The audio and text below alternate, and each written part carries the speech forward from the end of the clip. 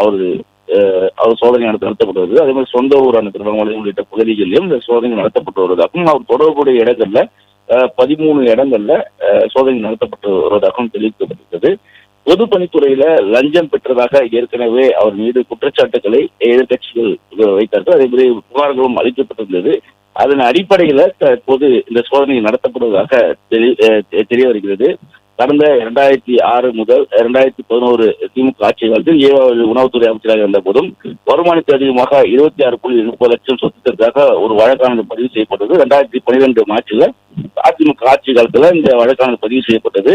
அந்த வழக்கு 2015 தொடர்ந்து முன்பாகவே அவர் விடுதலை செய்யப்பட்டதாகவும் தெரிவிக்கப்பட்டது. அதே போல மற்றொரு வழக்கும் அவர் மீது லஞ்ச ஒழிப்புத்துறை அதிகாரிகளால் வழக்கு பதிவு செய்யப்பட்டு 2025 ஆண்டு காலகட்டத்தில் தான் அந்த வழக்கிலிருந்து அவர் விடுதலை செய்யப்பட்டார். தற்போது மீண்டும்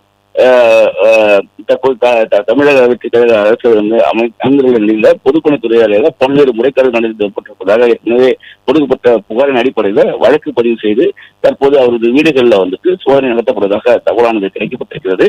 13 இடங்களில் இந்த சோதனைகள் நடத்தப்பட்டு வருவது அவரது ஆதரவாளர்கள் சிலர் அவரது வீட்டின் அருகே அவர் வீட்டில் சோதனை நடத்தப்படுவதை அறிந்து அங்கு அவருக்கு ஆதரவாக கூடக்கூடிய நிலைகள் ஏற்பட்டிருப்பதாகவும் தெரிவிக்கப்பட்டிருக்கிறது. அதே போல வருமான வரித்துறை அதிகாரிகளும் அவரது வீடுகளில் ஏற்கனவே சோதனைகள் அனுமதித்திருக்கிறார்கள். 2023 நவம்பர்ல அவருக்கு தொடர்புடைய இடங்களில் வருமான வரித்துறை அதிகாரிகள் சோதனை நடத்தி அப்போது கணக்கு வராத பணம் கைப்பற்றதாகவும் தகவல்கள் பரவின. அரசியல் பழிவாங்கத்தோட இதெல்லாம் செய்தாக அப்போதைக்கு அவர் தெரிவித்திருந்தாரு.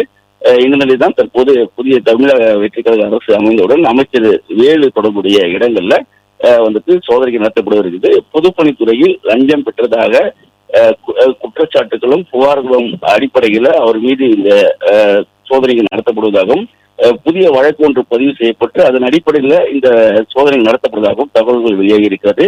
இந்த பொதுப்பணித்துறை லஞ்சம் பெற்றதாக உறுதி செய்யப்படாத தகவலுக்கு குற்றச்சாட்டுகளுக்கு நான் எப்படி பொறுப்பேற்பது என்று ஏற்கனவே அமைச்சராக இருந்த போது அவர் இதுக்கெல்லாம் பதிலளித்திருக்கிறார். தற்போது இந்த புகாரை அதிகாரப்பூர்வமாக லஞ்ச ஒழிப்புத்துறை அதிகாரிகள் கையில் எடுத்து வழக்கு பதிவு செய்து தற்போது இந்த சோதனைகள் நடத்தப்படுவதாகவும் சோதனை அடிப்படையில் அவர் மீதான குற்றச்சாட்டுகளுக்கும் எவ்வளவு பணங்கள் கைப்பற்றப்பட்டது அது தென்மாத்தூர் கிராமத்தில் உள்ள அருணை பொறியியல் கல்லூரி, அருணை மருத்துவக் கல்லூரி, மருத்துவமனை, Kamban arts and science college, கரங் மற்றும் அறிவியல் கல்லூரி, Jeevavelu polytechnic, Jeevavelu international matric மேல்நிலைப்பள்ளி உள்ளிட்ட கல்வி நிறுவனங்களில் பொதுப்பணி மற்றும் நெடுஞ்சாலைத்துறை முன்னாள் பொதுப்பணி மற்றும் நெடுஞ்சாலைத்துறை அமைச்சர் ஏவாவேலுக்கு